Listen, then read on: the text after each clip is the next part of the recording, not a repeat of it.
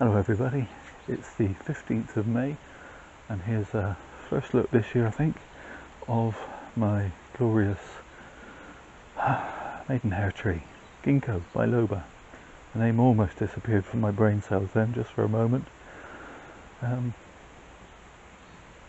Again, this is a tree I've had a very long time, made a lot of mistakes with, didn't really know what I was doing in the early days, and I've grown this tree my way, rather than the way that the books say, and ended up with this, well, I think rather elegant trunk,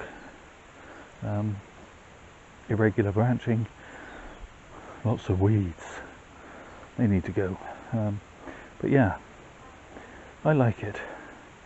We've had a bit of dieback just here, which I untwist this bit of wire.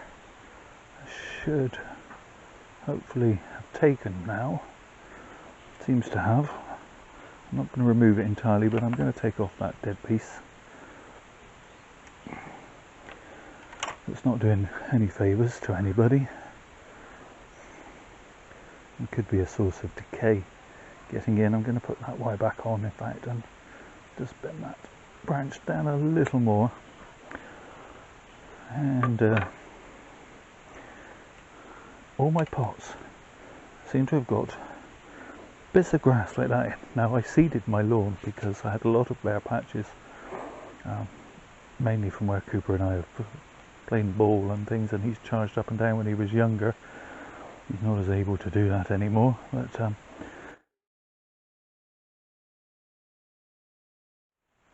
anyway, what was I thinking, saying, brain gone. Oh yes, so I did put grass seed down on the lawn, but I definitely didn't put it in any of my pots, so whether birds are picking up the seed and it's going through them and into the pots, but I seem to have got a better germination rate of grass seed in my pots than I have in the lawn itself. But there you go, that's my tale of woe for the day. Right, enough weeding. I can do that off camera. I'm going to just cut out the growing tips again. You're thinking he does what he does, but that's what I do. Some of these aren't long enough to print out yet, but the top is definitely growing away very strongly. Take that off like so. Some of these pieces at the back are also growing away quite strongly. A couple of pieces here that are growing straight up, which I don't like.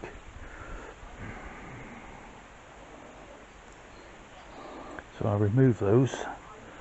Hopefully that'll shoot from that leaf joint. Then I can wire it back into this direction a little more.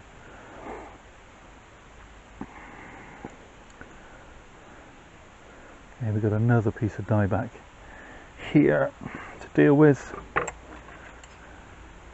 but fortunately there's a bud taking over and going in the right direction, which is very convenient. That doesn't often happen. I must admit, this tree has always been a fairly cooperative tree. Okay, I'm going to take off that shoot there. It's going straight out of the trunk.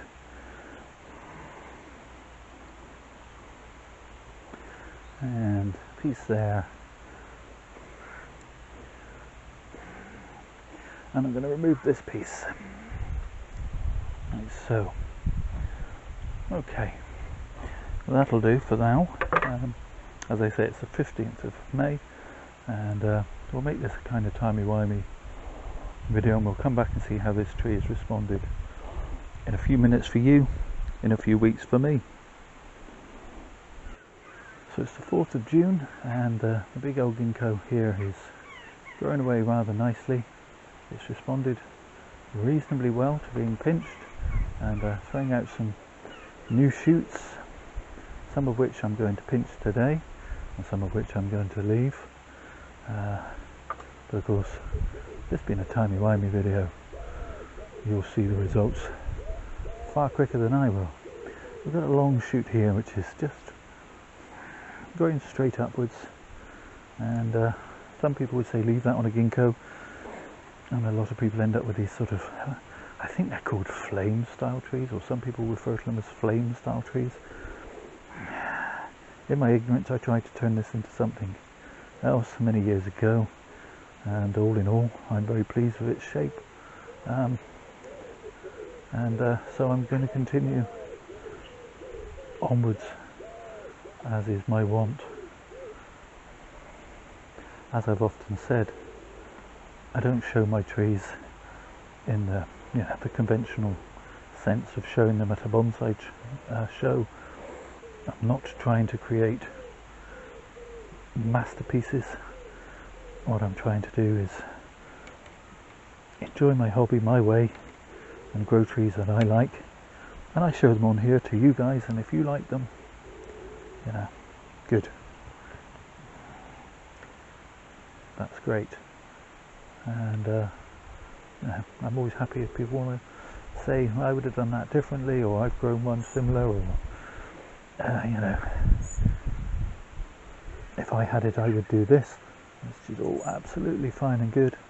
I've had a couple of people saying your trees are rubbish, and well, if that's what you feel, go watch somebody else's video. There's lots of other videos on YouTube that you're free to go and watch at your leisure. Okay, so I've got another long shoot here. Can you see that? I think you can, but let's move you in a little closer.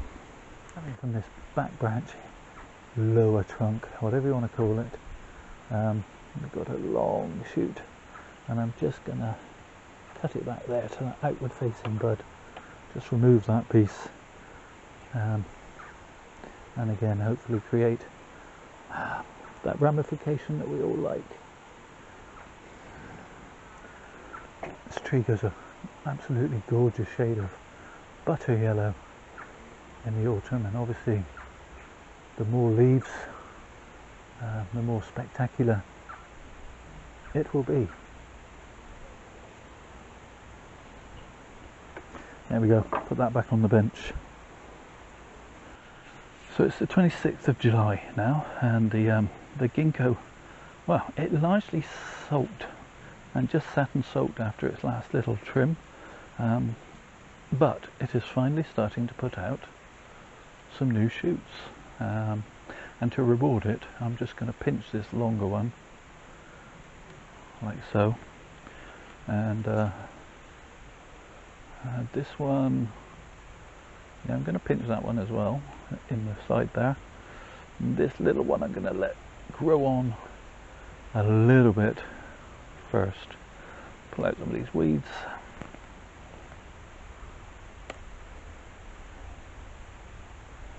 And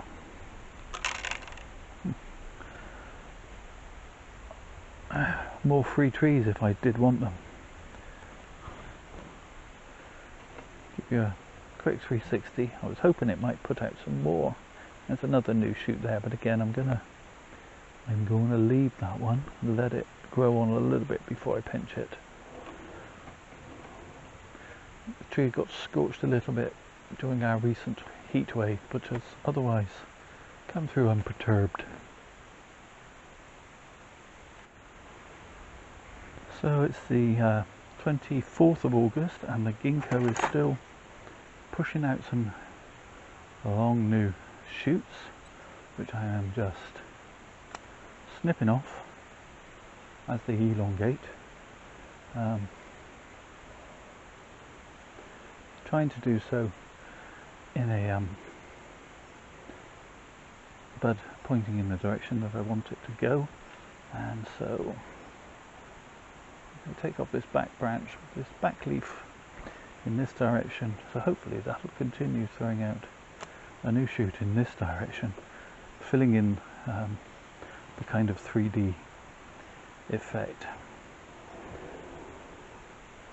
What I also want to do is I want to remove just a few leaves that are obstructing the trunk. Now, I've had people comment that my Gingko is quite unusual compared to most Ginkgos, and well, yeah, having looked online, I guess it is, but I like it. This branch could do with fattening up some, being a lower branch. It's also unconventional, and I have two branches emerging from the same spot, one being a side branch, one being a back branch.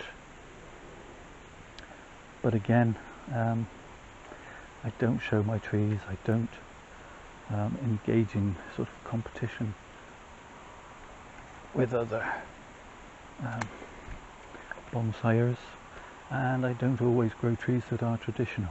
I like this movement, I like this branch, I like that branch, and so I've kept the branches that I like and jettisoned, as it were, the ones I don't.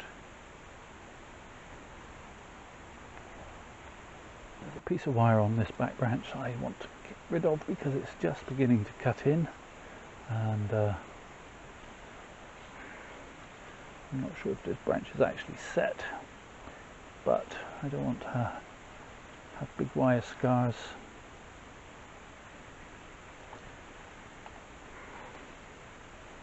The leaves are very large and leathery, which makes them quite difficult to see what I'm doing and get round without damaging things.